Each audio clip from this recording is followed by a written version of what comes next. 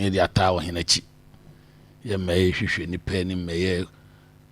hwan bia de be ma asante apagya ene ye be ka ho asem adede na asi oh BBS on say politically kronum anyo a e ka ohene meboa ko ni ohene pa ni sa asumdwe be ba asante man tu ye NDC a na mo yihye mo NDC o se mo asumdwe ba mo ye MPP na mo hihye MPP o se mo asumdwe ba isa anse se mo hihye no mo hihye ni ya asumdwe ma e de ntokwa ba e kronum anyo e ma otumfo so da wona because ni opene say kan manfo sa aso na politicians doctors ni hwan nyina media mo asema mo kika me worry who say convanochi doctors dey me kumom dey bia but me worry dey how comes on meet me a sacrifice CEO for me maame no for me nuama for ye nuanom CEO aye so onko tena nchen whether good or bad yetimi ka so ye no to onko strike just 3-4 hours no se me nua bi fa mu wuyi me maame bi wuyi me papa bi wuyi because of CEO. How? 87.9. Sometimes yeah here for I mean who's all ma take that decision will be that. But then South Africa Mandela catch and Crawford say ade amuye ade we dey mudi for me time ochi no. Say bi na me catch me nuanom doctors nim papa no say ade we dey entwai for them to sacrifice the CEO for majority of yenye patients ye maame nom ne papa no moyare because of CEO sack or suspension. Yem face fact minia because yare edu no 1 minute 1 second ti yare ekum ye free yare ekum we kum ti edu obi by ne yentimi an take care ene yeso wonko no nam kwam no wu ya because of CEO ayaso ayem CEO so ye di ne ba almost said demand say hospitals are uni for that way no mo ya adwen ba say no ho dada mo anka hospitals ye nyina be almost say the omo kan yi because of anya no no kan almost say the omo kan yi no krata na ba yi no anam so a CEO ya suspending no because pressure ba konfa no che because hospital for a project aye wo kroma no ye nwie e na amasa decision na ba and in fact almost say omo antene away any patient na mum communication omo dia ba say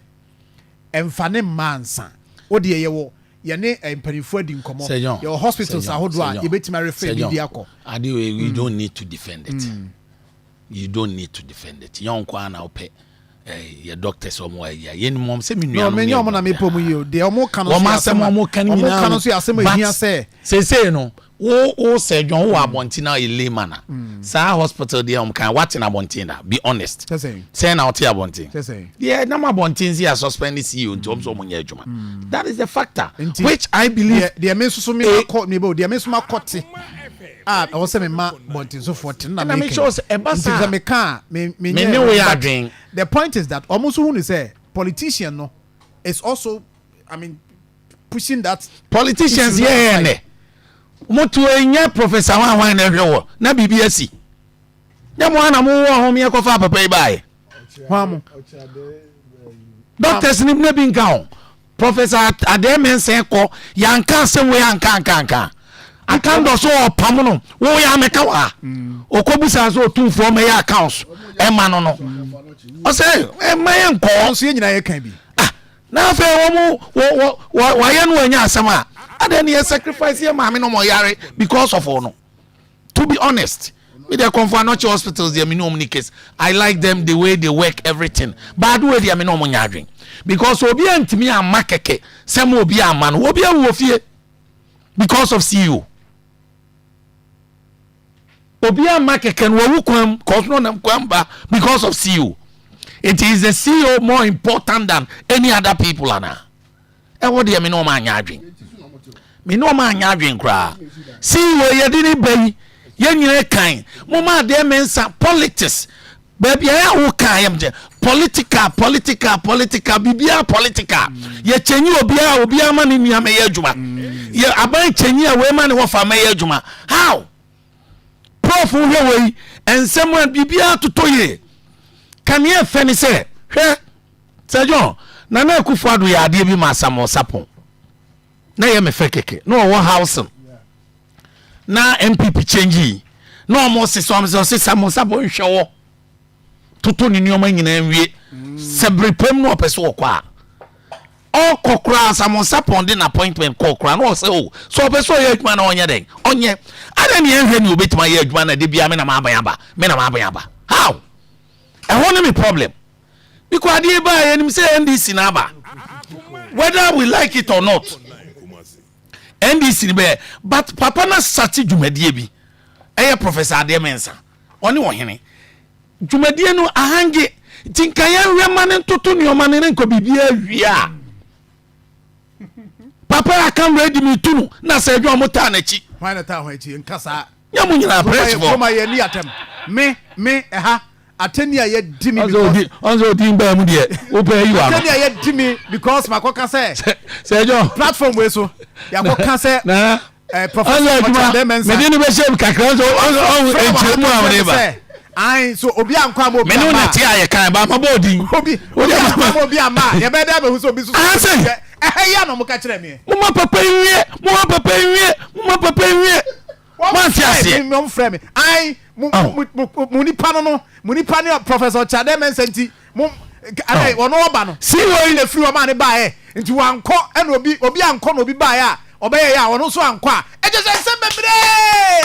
si wo ba ya ne first attempt there otumfo me accounts me ko kam so anka ne sa asante otumfo bo obidin di dwumadie hye ne nsa e ye otumfo ne wo ho eno bi na koyo bonsu yenya asem wa na na mo amanyen no asante so otumfo di dwumadie hye wo nsa se John ye we mame a e che so otumfo na ye den ete wo na so otumfo di adwuma hye ne nsa na o se ye na friends o mebu akonta wan na wo frɛ no indirectly ye kan na mo se mo ntiase anti politicians ni kuyen avio you see a suspend na pressure abani a suspend akando nyo na ebebo papa we din Sir John kan enkrofo nka bi na mentie mu yi why na dey ti we buy nya akando ya na bebo din ai kan wanti no no aso yi na fura problem na ye dey eti media me fi say etoda ya nwin ye ma because they confirm no chi na last soup me ti say na mo ka so mo say still cry nipa ne ba o refer na asa omusa de ombe kwa da hospital eni mbeku omu ade ntinye se nye case bia na o say Sir John there are cases are tie me point wo ka asem bi wo ha wuhu believe e ma nipa ni pie ho to omu oh ba de no so nkire se no no ba be du confirm no tia wo sa so de ni ko bontage fufu clinic obawu akwam ti no and all kwa no kwa ni gidie be ka chese kwa emse nkrofo no kwa se nye perception no ba say unru ho no maka se mfa and dey unru ho eno maka se mfa perception kwa no a wodru a ya ten ni se kono eno kwa ma na bambu ne stress kwa ni pressure be say akosoro na be ba low because konfo na chi na mu ye den ye do ye den eba nya de ma be dru konfo na chi se mi san fa me ko kokotie su a ene ze mi go so enti ya no de omo we no omo nya ni to be honest ye nua ne ba wo nya ayi bia na asema ba no so CEO nyoma bi wa obeka won to no bo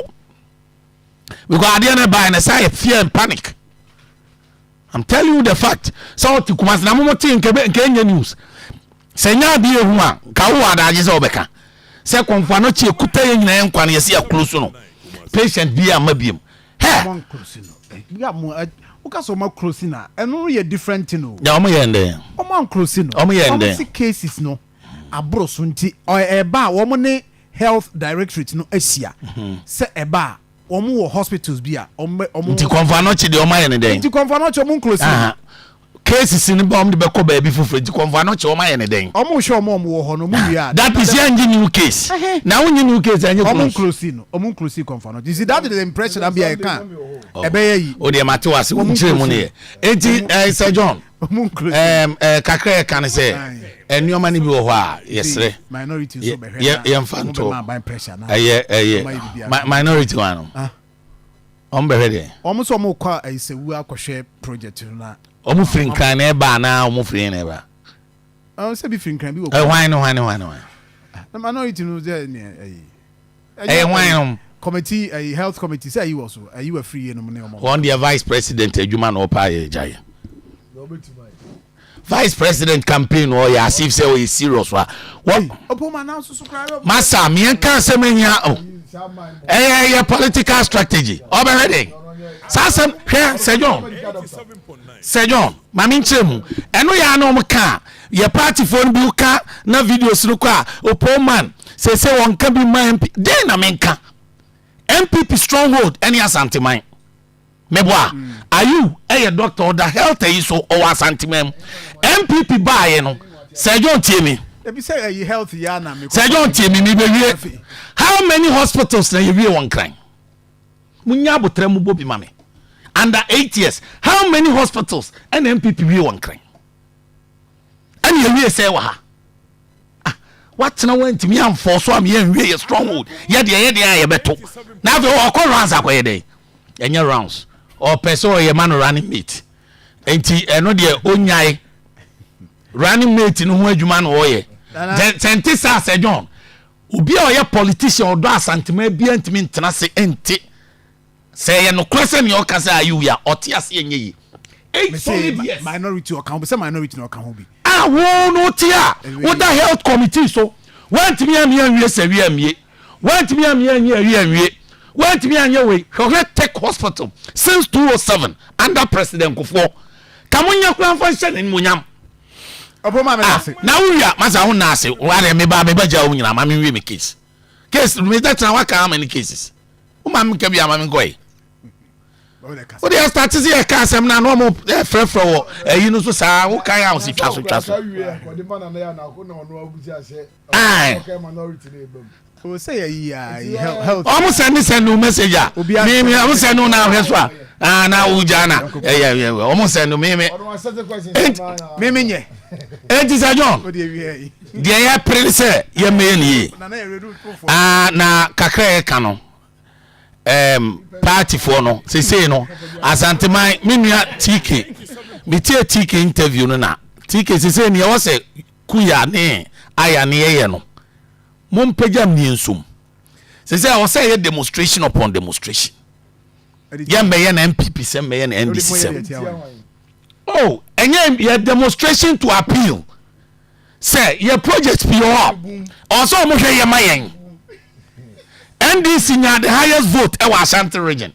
MPP nya the highest vote e wa Ashanti region. Adena de bi obi about the politics. Na mu ye project mai. Em na wose ye kun. Ya meye na NDC meye MPP. Enti na me ka say e ma minua ayu. O na gentleman penance mu. Man meye so pe vice president intino ye korra na so ye serious na ba omi abonidin. Ba omi ani di obo emfa. Japona na so obodin neko. Ya de amaba omi a obumfa manapo tradition go song sharp o sa akobubo obi adi a enyeye nana ya redu Sir John nana me tia o waju so ebru akra na ho ye wadaroma no paibo so